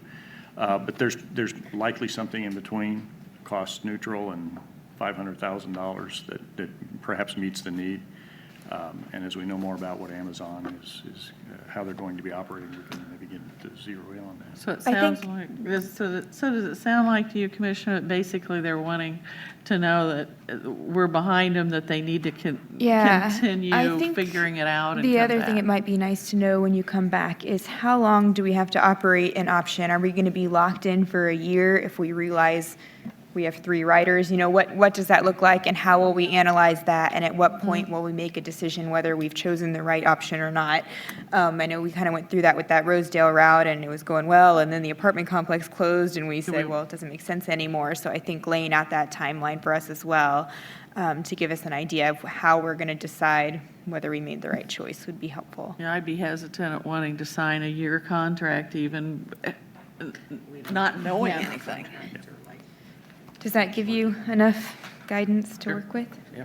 I think that gives us sufficient guidance, and we will try to be back here as quickly as possible, just because I know there's quite a bit of interest on the part of Amazon and also those trying to get folks in our community jobs nearby, that we find a way to solve this. So look forward to seeing Justice in the near future.